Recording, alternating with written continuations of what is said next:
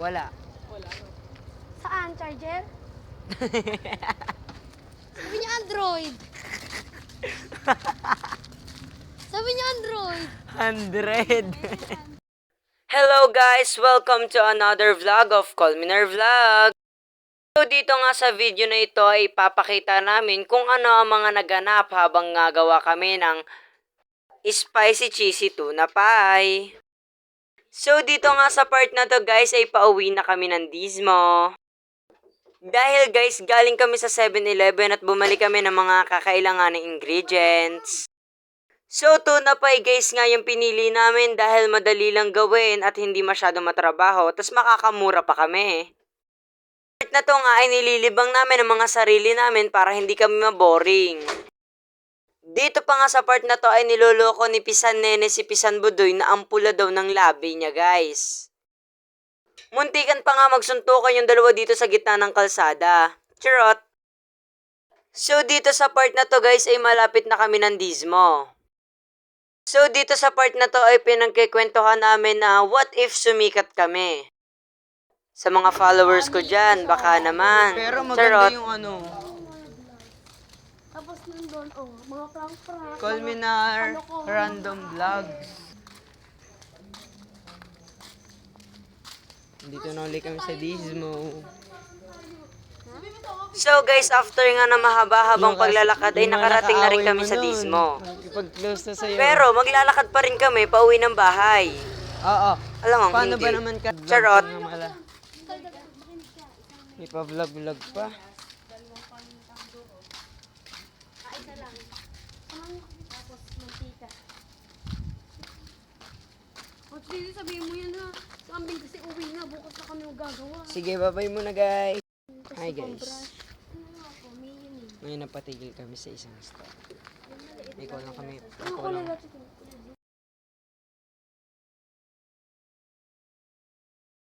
So dito nga sa part na to guys, inapatigil kami sa isang tindahan dahil may mga nakalimutan pa pala kami mga ingredients.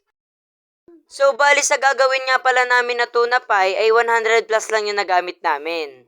And panoorin nyo sa dulo yung magiging result ng niluluto namin. Tito.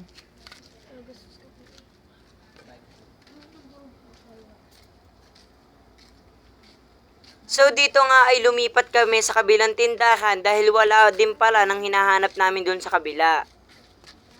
Dito nga ay naiinis si Pisan Budoy dahil ang arte daw ng nagtitinda.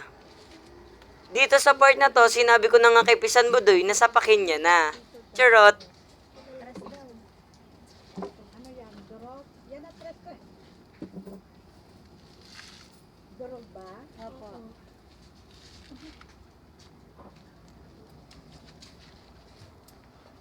Ang ganda ng tulips. Ganda nga. Maganda pa sa akin yun. Girl, lalo ka rin? Ano ba yan? Gwapo mo. Gwapo mo ba? And guys, nandito na kami. Thank you, Lord. Safe kami nakauwi. Ito na yung aming binili.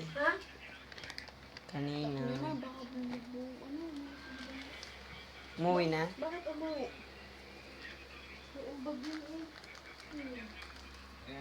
Mamaya. Mamaya magbabalik ka kapag magluluto na kami. Bye guys. So guys. So dito nga ay inutusan kami ni Ate Tinti na magdurog muna ng Skyflakes. Dahil yung Skyflakes nga yung magsisilbing breadcrumbs namin. So dito nga sa part na to ay katulong ko si Pisan Budoy at saka si Pisan Nene sa pagdudurog ng Skyflakes. Di ko rin kasi ito kakayanin mag-isa dahil ang daming Skyflakes na binili. Dito nga ay nag-uumpisa na ako magdurog ng Skyflakes. Dito nga ay gigil na ako sa isa kong pinsan dahil sobrang kulit niya.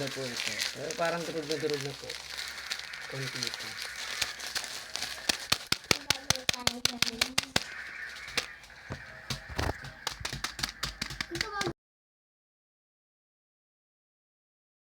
Bali dito pa nga lang sa pagdudurog ng Skyflakes ay ngalay na ako. Pero focus pa rin tayo sa goal para makakain na tayo. Bali wala nga akong idea dito guys kung anong itsura ng tuna pie. Labas pa kami.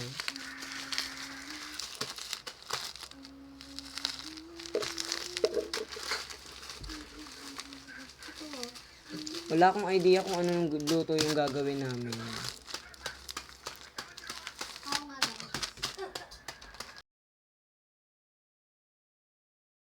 So dito nga guys ay nag-decide na ako na speaker na yung gagamitin kong pandurog. Para durog na durog talaga, parang ginawa sa akin ng ex ko. Charot. So dito nga ay nagrereklamo na si Pisan Budut at Pisan Nene So, guys, dahil hindi daw nila madurog yung kanila. Dahil may nakalimutan kaming ingredients. 2 ingredients. So dito nga guys ay inutusan kami ni Ate Tintin na bumalik sa tindahan dahil nakalimutan pala namin bumili ng 2 itlog. So talagang bumalik nga kami dahil itlog talaga yung essential na ingredients. Dahil pag pinirito namin yung tuna pie ay bubuka ito pag walang itlog. So dito nga ay sarado na yung isang tindahan kaya no choice kami kundi dun sa maarte na nagtitinda. Charot. So dito nga ay nangangatal na si Nene dahil baka daw sampalin siya ng nagtitinda. Charot. So, pauwi na kami ng bahay. 1, 2, 3.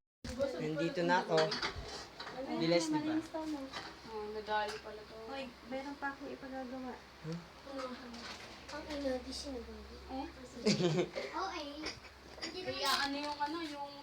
Yung tinapay ipaplat. Dito. Tara. Isa lang tong basang to. Oo, ito gagamitin ko. Gogo, ito yung gagamitin kong Huwag gamit. na dan ba? May ambag ka na. Doon ka na. Umupo ka na lang dyan. Utang ina naman kasi nito. Alisin niyo yung mga ano sa lanas.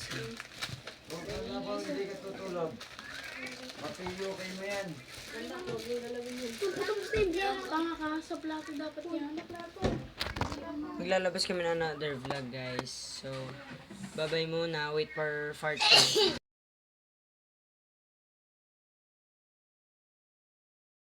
So after guys nga namin magdurog ng Skyplex ay nag-proceed na kami sa next step. Bali dito nga mga kapisan ay nagpa-flat na kami ng tinapay. So guys mga kapisan, habang nga kami nagpa-flat ay may nakalimutan kaming gawin. Naalala namin na kailangan pa nga palang i-slice yung gilid ng bread bago namin i-flat. So dito nga sa part na to ay mas pinili namin mag-resourceful dahil wala talaga kaming pang-flat. So ginamit nga namin dito ay yung mga tasa at saka baso. Dito nga sa part na to ay sinabi ko na ako na yung mag-i-slice. Kaya nga nag-start na ako mag-slice dito. So mga kapisan ay muntikan pa nga kami mag-away ni Pisan Budoy. Dahil ang sabi niya ang bagal ko daw mag-slice. So ang sabi ko naman kay Pisan Budoy ay magpalit na lang kami para mas mabilis.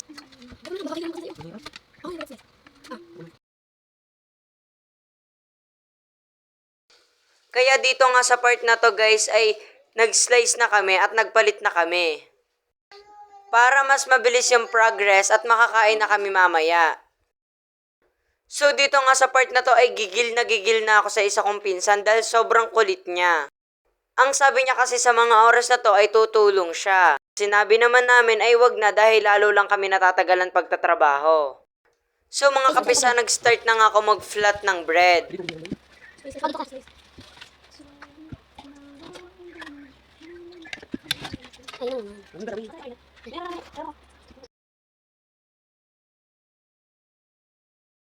So dito nga sa part na to ay sinabi ko na kay Pisan Nene na tumulong na lang din siya pag-i-slice at ako na yung bahala pagpa-flat.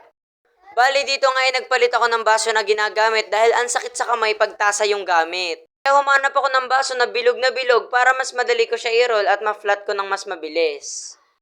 Dito nga kahit pagod na ako ay natawa pa din ako. So dito nga sa part na to ay sinasabi ko kay Ate Tintin na tutulong na lang ako dahil ngalay na talaga yung bato ko. Ang sabi naman sa akin ni Ate Tintin ay tapusin ko na bago ko tumulong sa pagluluto. Kaya sabi ko nga dito ay pagpapatuloy ko na lang dahil wala rin naman ako magagawa. So dito nga sa part na to ay madami-dami pa ring bread na kailangang i-flat.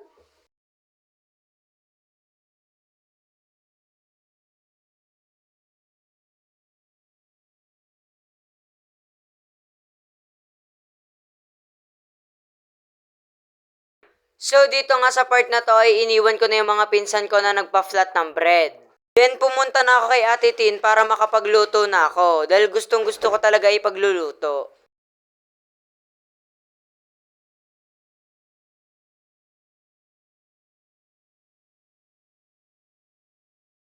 So dito nga ay nakita ko may sarili din palang vlog si Pisan Budoy. So after ko nga sa rin si Pisan Budoy ay bumalik na uli ako sa kawali para magpirito. So after nga namin magtanggal ng mga gilid ng bread ay nginunguya na ni Pisan Budoy. So dito nga sa part na to guys ay naluto ko na yung Hi guys, tatlo. this is the part 3. We're still cooking. And 5 pa lang yung naluluto na. So dito nga sa part na to mga kapisan ay marami-rami na rin kami naluto. So dito nga mga kapisan ay tinulungan ko na si Ate Tintin para magpirito para mas mapabilis dahil pagod na rin siya. Ano? Ba't wala tong ano? Inyo, yung unti lang yan eh. Wala tong breadcrumbs? Okay lang, hindi lang yan. Wala tong breadcrumbs, Titin?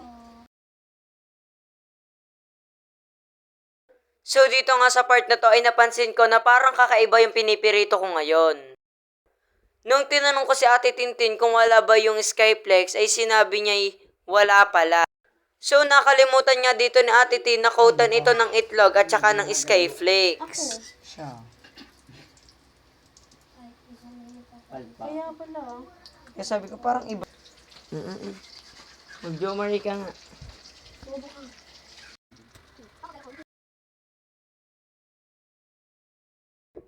So guys, dito nga sa part na to ay nagtulong-tulong na kami sa lababo dahil ang tagal na kasi and anong oras na.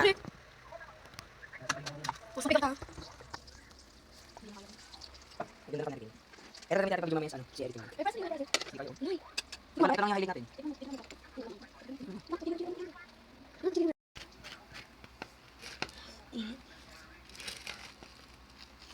Hi guys, pink na siya. Kapikin. So dito nga sa part na to ay pinatikim na sa amin na Ate Tin kung may lasa ba o wala. Sabi naman namin dito ay masarap, lasang burger steak. Medyo mainit pa siya. Huwag yan, tanga. Uulamin namin yan.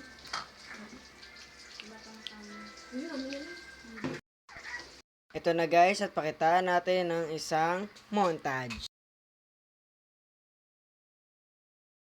Alam kong gusto mo ko para sa'yo, pero baby, hindi